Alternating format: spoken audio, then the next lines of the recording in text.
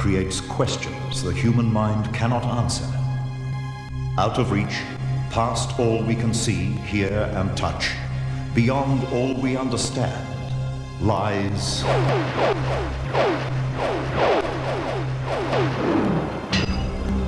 the extraordinary.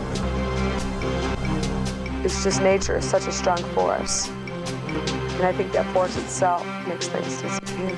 The extraordinary is the disappearance of this yacht from the face of the earth. The vessel and all aboard vanished without a trace. We didn't get one bit of material, whether it was a life jacket or a piece of flotsam or jetsam or a seat cushion, nothing. So we just don't know what happened. It's quite a mystery. The boat's graveyard. The Bermuda Triangle. It is the vision of another world that played an important part in the life of the star of Mannix, Mike Connors. We keep coming back until we get it right. But when you finally get it right, you don't come back. The extraordinary is the strange ability of this American woman to communicate with creatures great and small. She says her nutrition isn't just right. She says she doesn't know enough about that to discuss it, but she knows that it's lacking. She's known as Mrs. Doolittle. She talks with the animals, and they talk back.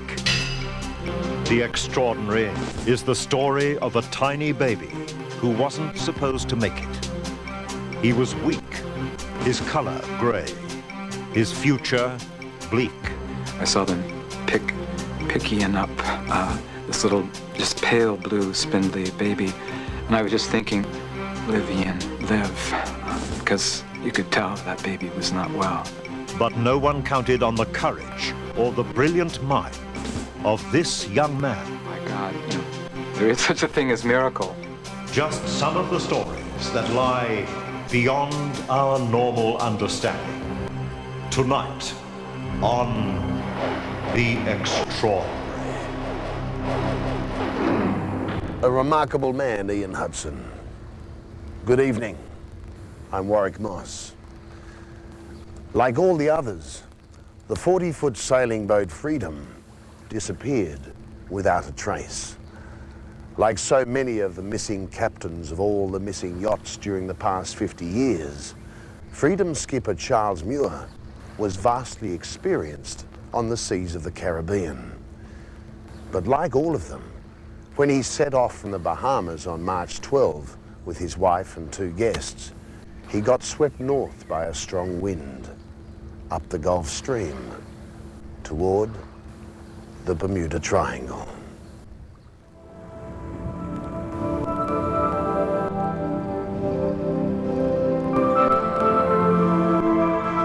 The yacht, named Charlie's Crab, sailed easily on a turquoise sea on a calm day in March. It carried on board Charles Muir, an exceptional man others looked to as living proof that any challenge could be conquered and the American dream could come true.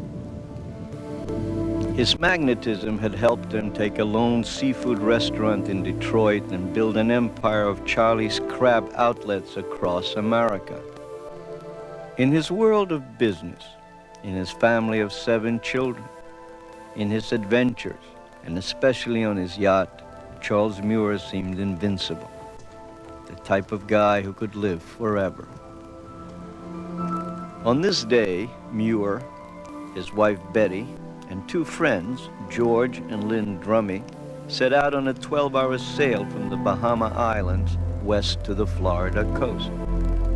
The weather was absolutely gorgeous and the wind was blowing from east to west, like 15, 20 knots.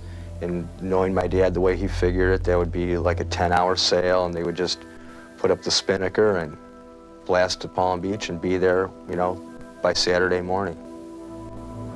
In perfect weather, ahead of a perfect breeze, the yacht Charlie's Crab was about to sail into oblivion. He had always hoped he would go at sea. He used to always tell me that he was gonna, when it was time for him to go, he was gonna sail out in the ocean and let the water take him. But this was not supposed to be the day. The shock at his loss came not just because he seemed indestructible, nor that he was a prominent American. After all, he went down in a lightning-quick storm of such ferocity that waves rose 20 feet high. The more disturbing element was where he disappeared, the Bermuda Triangle. And the fact that Charlie's crab, including all of those on board, and every piece of equipment, including sails that float, all of it had disappeared without a trace. We didn't get one bit of material, whether it was a life jacket or a piece of flotsam or jetsam or a seat cushion, nothing. So we just don't know what happened. It's quite a mystery. It is a tragedy that has for many reopened the questions that have gone unanswered for almost 50 years about the graveyard of ships and planes off America's east coast. The search for any sign of Charlie's crab in the days after its disappearance was the biggest exercise at sea since the space shuttle Columbia fell from the sky. Backed by the Coast Guard, drug enforcement planes, a fleet of private craft funded by the Muir family, and a volunteer force sparked by a $100,000 reward, it was an operation that covered every square inch of 100,000 square miles. We found nothing at all. No sign of the vessel, no sign of life jackets, nothing, not a shred. No one in the Coast Guard likes to search and not find who you're looking for. We know that these people are probably lost at sea forever. It really saddens us. Like so many disappearances of ships and planes in the past half-century, the so-called Devil's Triangle had delivered up no remains of its victims. From the afternoon of December 5th, 1945, when 5 U.S. Navy Avenger planes took off from a Florida airbase and disappeared, and was searched for by a Marine seaplane, which also disappeared, the absoluteness of the disappearances has fueled the Bermuda Triangle legend. We'll take a look at the list of those other mysteries a little later, but Muir's daughter Susan admits that despite the freak storm, there are nagging thoughts.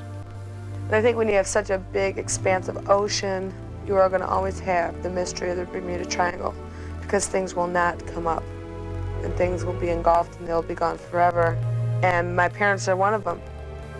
It is difficult for Susan and anyone who knew her father to come to grips with his death. Charles Muir had survived many encounters that might crush other men. Captaining the Charlie's Crab with family on board, he had once withstood a tidal wave. It rose to about 40, 45 feet, and it's a beautiful day, and they just heard something, and they turned around, and they got nailed by it. And the Coast Guard called me at home to tell me my parents were lost at sea, and that scared me for a while until they found them. This had been the first occasion the Coast Guard recorded Charles Muir lost at sea. And the experience left his family and friends with the feeling that Charlie would always come home. If anything, it had made him a safer sailor. I know it changed my mom, but I know it changed my dad, because my dad always thought twice before he'd take the sailboat out. He was not a great risk taker in terms of that. He was very concerned and aware of what the dangers were out on the water. But on the morning of March 12th, there seemed nothing to fear in the waters just north of Bimini in the Bahamas. It was just another in a succession of perfect sailing days. A drug enforcement agency reconnaissance plane, on lookout for smugglers, took this routine photograph from overhead at 2:45 p.m. I think all of them were sitting around. You could see my dad standing there staring. They had no idea. When we spotted them in the middle of the afternoon on that Friday, they were headed in the direction of West Palm Beach. What we don't know is whether after that photo was taken, they stopped anywhere en route. Even as the aerial photo was snapped, a rogue storm was whipping up to the south, unknown to the Charlie's Crab. It was a storm which that night would wreak havoc in the Gulf Stream and pound the Florida coast with 130-kilometer winds. The Muir children knew about it But they knew Charlie too. They had little concern. But on Saturday morning, the Charlie's Crab had not arrived in the designated port of Jupiter, Florida. Then Sunday came. And Monday, still no sign. Fears ranged from the unknown powers of the Bermuda Triangle to even more dramatic scenarios. There's been a lot of talk about whether or not the boat had been pirated. I've had people call and say they think that they were being held prisoner in Cuba. And a newspaper person just called and asked me if it was true that our family had hired a detective, because we felt that there was something else had gone on. The massive search covered 30,000 square miles the first day. And for a week, more than 100 planes scoured the triangle formed by Bermuda, Palm Beach, and the Bahamas. And then, 5 days into the search, the children of Charlie Muir learned something that brought a grave yet mysterious twist to their hopes. A check with Florida cellular records showed that 2 calls had been made to the police 911 emergency line from their father's portable phone at 4:20 on the morning after they disappeared. Each call disconnected before an operator could answer. The Charlie's Crab, its captain courageous Charles Muir, his wife, and guests were never heard from again.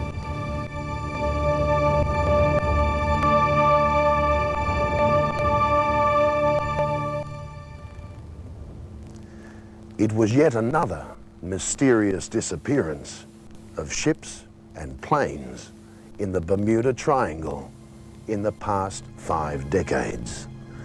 We'll take a closer look at the graveyard they call the Devil's Triangle in just a minute.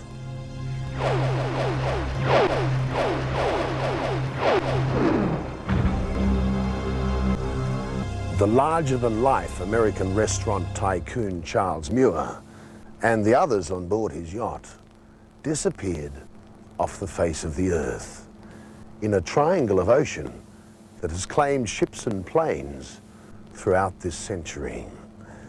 Like many of the others, the vessel and all aboard vanished completely, leaving no debris.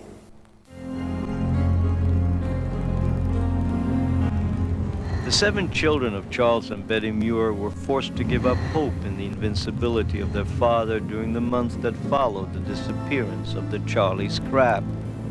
They looked to the sea off the Florida coast now only for an understanding of the forces that took them away. I don't know. I just know that there's a lot of unanswered questions in the Bermuda Triangle. And I think it has to do with a lot of the weather conditions and other patterns that develop within it that are either interplanetary or I don't know. I mean, it's just, there's a lot of weird stuff that does happen. Whether taken by the simple power of a storm at sea or some other element that left not a single trace, the case has refocused wide attention to the body of ocean that's claimed hundreds before. Some authors claim the legend dates back to the days of Christopher Columbus in 1492.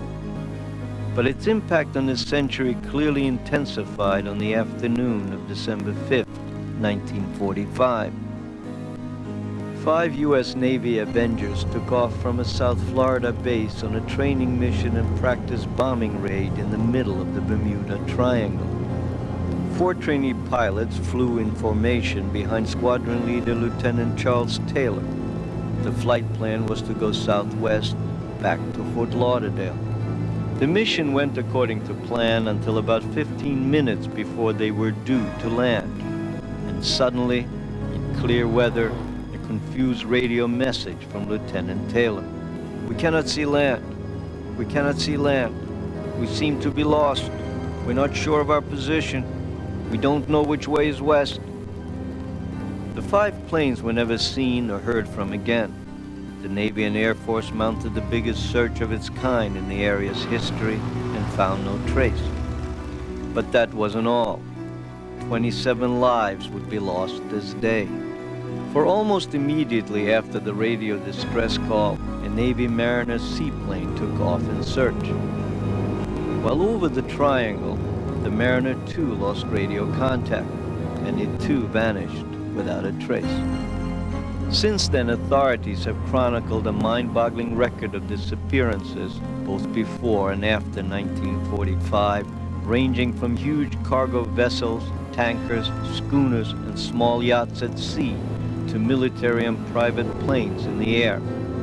Many of the disasters are explained by bad weather, and many are not. In 1925, the Japanese ship Reifuku Maru disappeared moments after its captain radioed in broken English, "Now very danger, come quick." In 1947, the British Star Tiger airliner disappeared with all on board. In 1957, Harvey Conover, his wife, daughter, and son-in-law set sail up the coast on a course always in sight of land in their yacht, Ravenuk. The boat and all aboard vanished without a trace.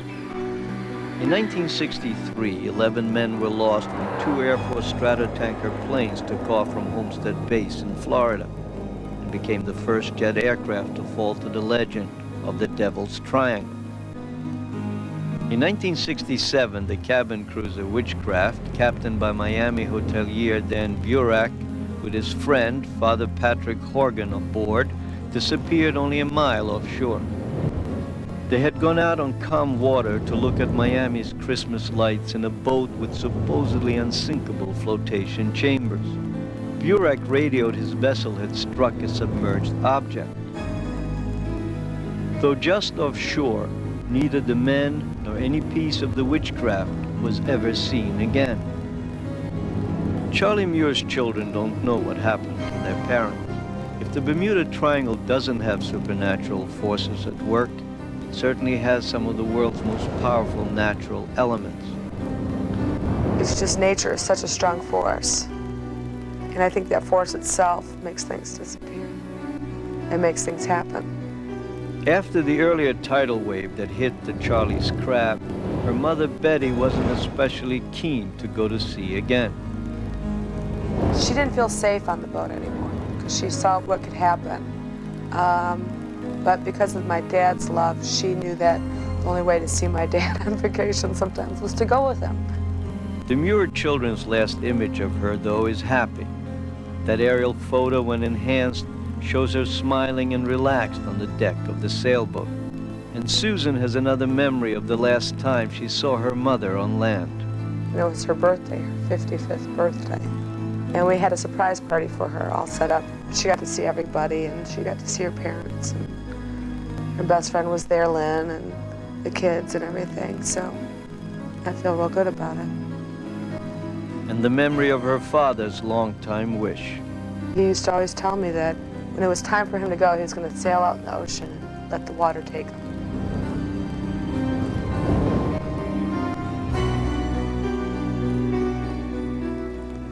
Another victim of the infamous Bermuda Triangle? Could be. Back with more in a moment.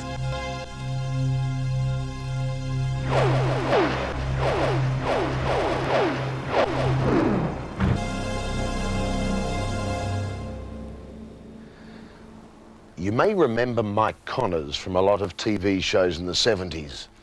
He was a private eye called Mannix, and he has a reputation as one of the quietest, nicest guys in Hollywood. We caught up with Mike in Beverly Hills the other day and found a man with his feet quietly fixed on the ground and some definite thoughts on the meaning of life. Look, Mr. Diamond, this is not just a missing person case anymore. I told you I didn't want any police when we started all this. You told me a lot of things, Mr. Diamond, including a pack of lies. I want to know what really happened on Friday. I told you that this morning. As Mannix, he was tough when he needed to be tough. But just beneath the surface, no matter what kind of fix he was in, Mannix always gave you the sense that things would turn out okay. In this world, what will be, and the good guys always win to be back the same time next week. And it was the same sense of fate or destiny that Mike Connors says got him into the acting business in the first place. It just sort of happened when he was at school one day. He was something of a basketball star, and Hollywood was a long way away. The last thing I ever thought in my life would be I'd be an actor. I was from a small town. The most I knew about an actor is when they came through on a train from Los Angeles to San Francisco or going east to promote a picture, and you looked at them and waved. That was another world. That was something that was far from me. But the fact that there was a director sitting in a basketball game that asked me if I was interested in acting, and a few days later, a casting lady called the coach and asked him if there was an athlete there that might replace the present Tarzan. And he said, well, there was a fella here that a director was interested in. So I went and saw her, and she said, you're not right for Tarzan, but have you ever thought about acting? So I suddenly said, destiny, something's telling me I should maybe get into the entertainment field. And it happened. I believe in fate. I believe that there are certain things that we're all destined for or are going to happen. You can't sit back and say, do it to me. You've got to make them happen. But I believe that in the long run, there's some kind of a form to life, whether it be God that has created it, that I believe that our little niches are all kind of cut out for us. I sometimes say, why, if there is a God and we believe in God, why does he allow those things to happen?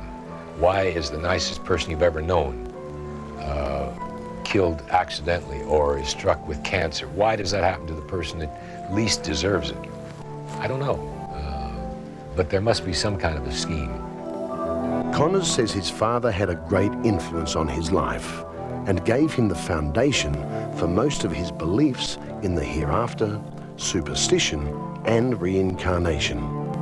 My father was an attorney, was well respected. Everybody in the small town of Fresno respected him.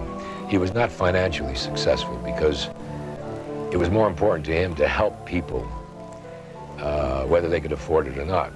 And in those days, I remember on a Sunday, and we lived right across the street from a church, on a Sunday morning, you'd walk out and there would be a watermelon, a dead chicken plucked ready for cooking, vegetables. That's how the people paid him for his legal advice and help. And I remember my mother saying, but I can't buy shoes and pants for the kids with watermelons and grapefruits and peaches. And he said, it's more important to help people and be happy. So to me, success was being able to help people. I found out over the years he knew the Bible better than most of those Sunday churchgoers every week. He knew it, and he studied it, and he believed in it, and he lived it. And he always said, when I said, well, how can you know so much about the Bible? I never see you going to church. And he said, well, going and sitting in church, to me, is not religion. What is religion is what you practice every day with people. I'd like to believe in a hereafter. I'd also think that there's something to say about reincarnation. I think maybe we keep coming back until we get it right. But when you finally get it right, you don't come back. It's hard not to believe in reincarnation because when you see a 4-year-old kid sit at a piano and play Chopin or Brahms, or you see some young genius at the age of 4, and you say, how could that be unless someplace in another life he was a famous pianist or a musician or an artist? What other explanation is there? Is the brain that complicated that a person grows up that? I don't know. I've got to think that in a past life that person has had that experience before.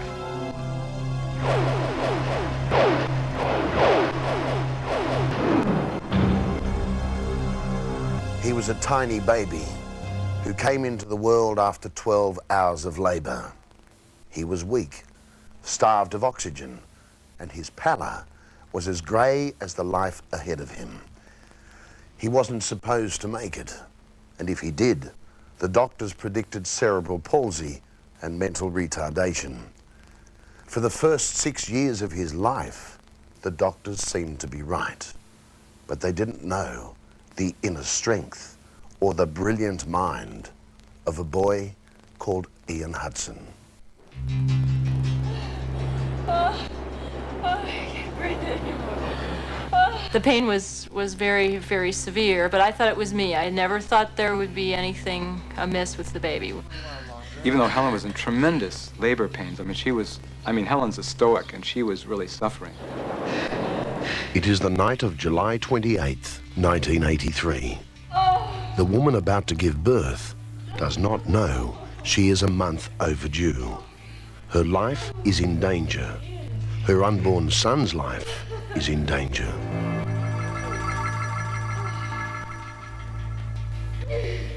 A nurse had turned them away from a hospital and given the wrong advice. We arrived at the hospital at 3:30. The nurse looked at Helen, decided that she really wasn't going to be giving birth imminently. They examined me and found I wasn't dilated, and so said, go home. And going home was an hour and a half away through the mountains. In the only available rundown motel, mother and child are in growing distress. We should have stayed at the hospital. She's in a lot of pain. I really think that she's going to have this baby now. I'm going to bring her in. Later this day, at the hospital, more mistakes will be made. The chances of death grow with each moment. Doctor would come, check heartbeat. We were not told that his heartbeat dropped down a couple times early in the morning. Even though there were very clear and tangible signs that Ian was in distress from probably about 9:30 on, nothing was done. But against all the worst medical decisions, against the certainty that everything that could go wrong would go wrong, a beautiful, beautiful child would be born. The remarkable Ian Jeffrey Hudson. When I saw the little hand, the little blue-white hand, come out of Helen's belly, and then I saw them pick Ian up, this little, just pale blue, spindly baby, and I was just thinking, live, Ian, live, because you could tell that baby was not well. Just, the baby couldn't get a breath.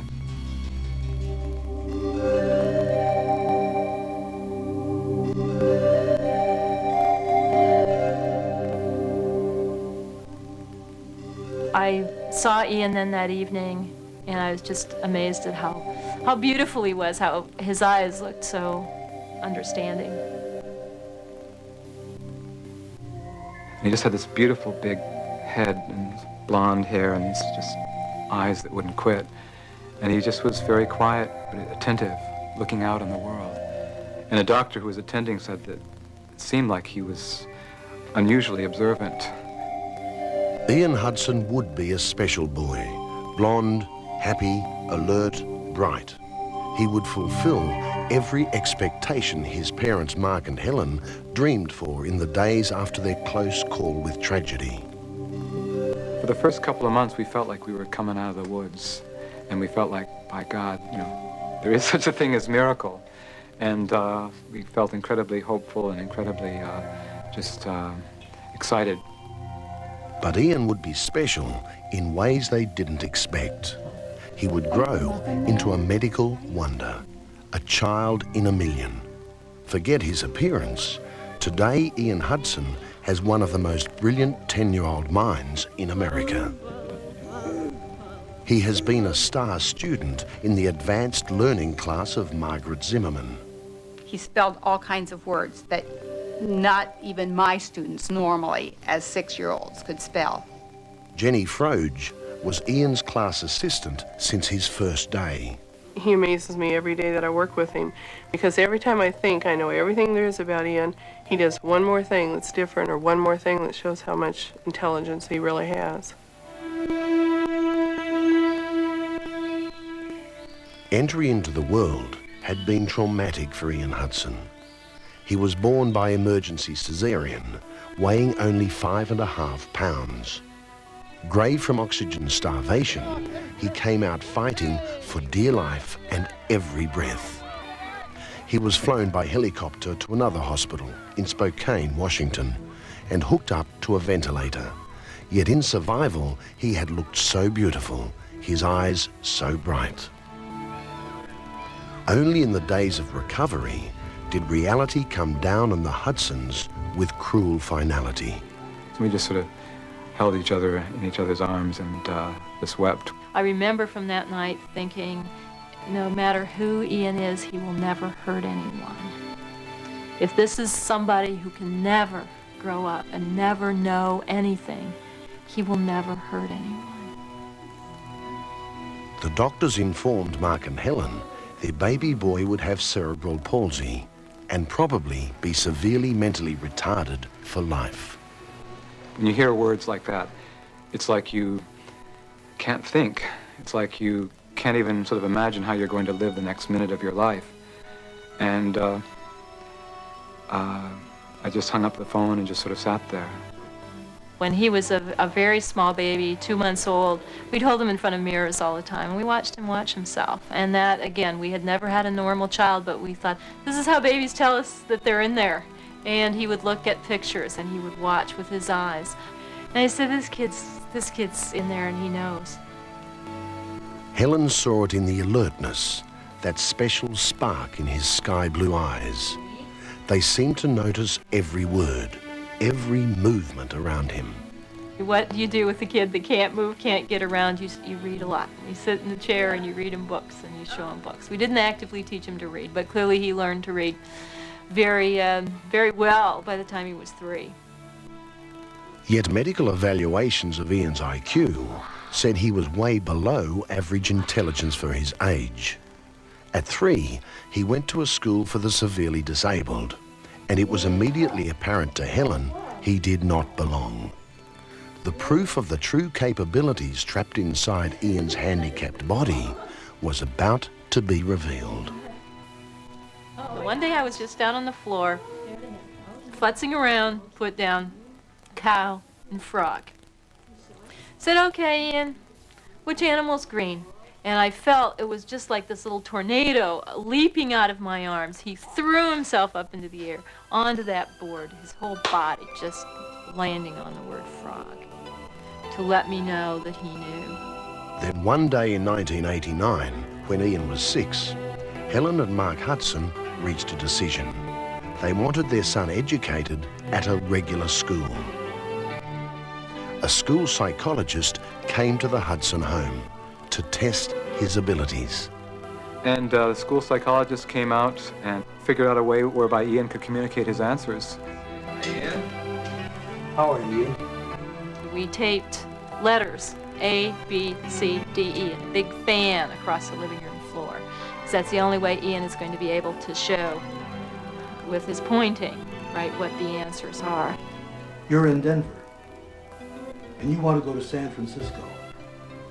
Are you going to head A, north, B, east, C, west, or D, south?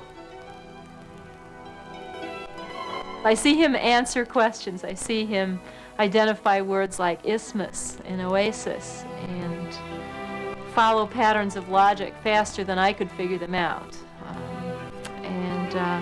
That was very, very exciting. Ian also spelled out with his board such words as arid, dilapidated, replenish, and talon. Before the test was finished, 6-year-old Ian Hudson was solving 2-stage math problems in 4-digit addition, subtraction, and multiplication. And when a week later the evaluation results came back, Ian had tested in the 99.9th percentile for his age in the country. Not even Mark or Helen could explain his grasp of mathematics. They could only guess he had picked up such sophisticated English and language skills from TV and listening to conversations. The evaluation not only recommended Ian go to a regular school, but be placed in an advanced class for gifted and talented children. And if there's one point in my life when I felt like a brass ring was offered off the merry-go-round, it was that moment. And I reached for it, and I don't know what they would have had to do to dislodge this mother from getting Ian in that program. And a new day dawned on the world of all cerebral palsy victims, one day in August 1989. Ian was wheeled into Margaret Zimmerman's class for gifted children at the Laura Hose Elementary School in Crawfordsville, Indiana. It was a moment of intense anticipation for parents, teacher, and child. I was panicked. I have no background in working with handicapped children. As a preschool teacher, I had worked with a few, but they could still communicate. They could still move their hands and legs. So this was going to be a completely new and different experience for me. And then I saw his eyes, and he kind of smiled, and they kind of danced, and I thought, it'll be okay. We'll make it. I think you're going to really enjoy him, and I want everyone here to make him really welcome. Now, who would like to have Ian sit next to them? A boy named Aaron Schaefer would be the one who broke the ice. Hi, Ian. This is Aaron. They would become the best of friends. Ian really likes poetry, and he loves puns. Like in his writing, he always puts puns, and he likes writing too. In the 4 years since his arrival, Ian has stunned academics with his math skills and a command of the language which produced poetry like this. Poems are nicer than letters because they have a song in them. My gift to you is the tune I write here. Listen quietly for my voice.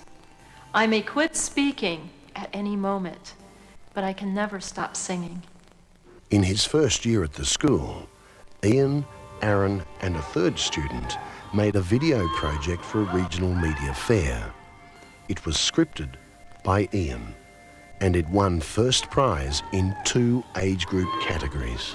It was called The Big Black Hole, the story of young boys who crashed through a barrier into a world where a triumphant Ian Hudson jumps from his wheelchair and runs like any healthy 10-year-old.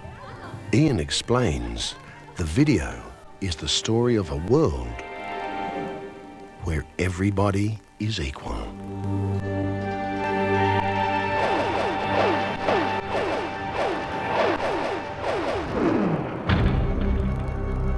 The only way we know to tell if our pet dog is a bit off colour is to feel its snout. The colder and wetter, the better. But here's a lady who seems to have an easier and drier way to diagnose the problem. They call her Mrs. Doolittle. And yes, she talks to the animals.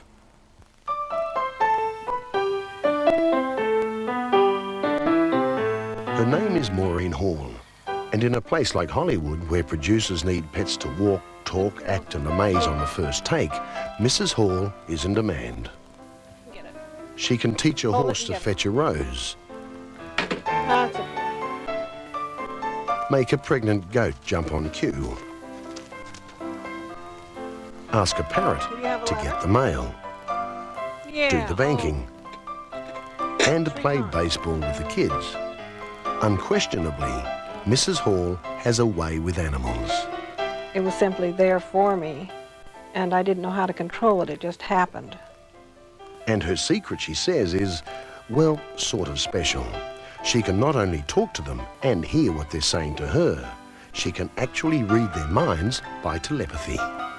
I can receive from the animal sometimes a picture, very much like your television screen. It's just out there in front, and it's very clear, and it's in color, and it's a picture. The day we visited her at her small animal farm just outside Los Angeles, Mrs. Hall was giving therapeutic counseling to a horse, 2 dogs, and 2 kittens. Oh, and their owners. The first patient of the day was Mihor and his concerned owner, Carol Roper. Mihor was suffering from bronchitis, pancreatitis, and a liver disorder. But not until Mrs. Hall had a personal chat with Mihor was the problem diagnosed. She says her nutrition isn't just right.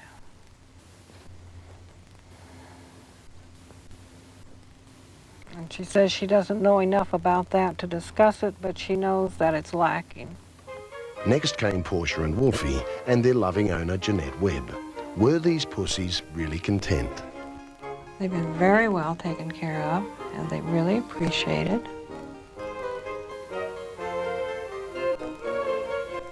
They know you really care about them. They're very well-adjusted cats emotionally, extremely well-adjusted. They have been allowed to feel good about themselves.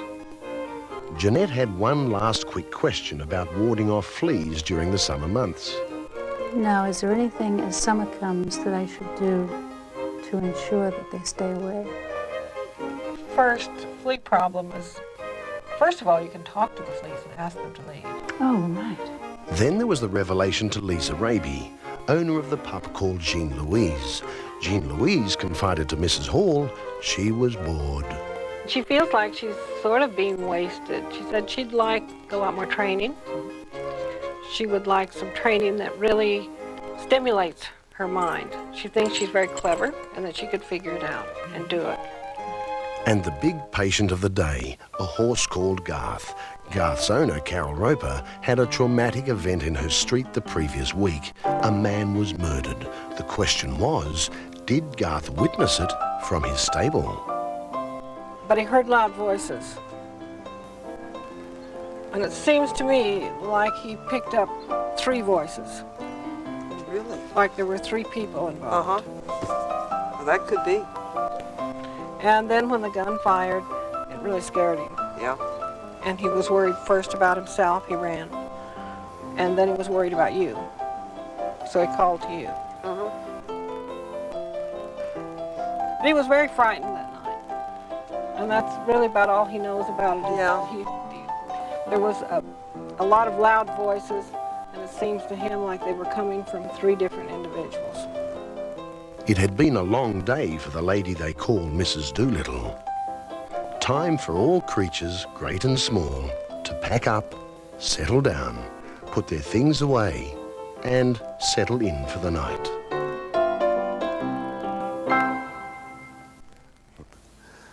More in just a moment.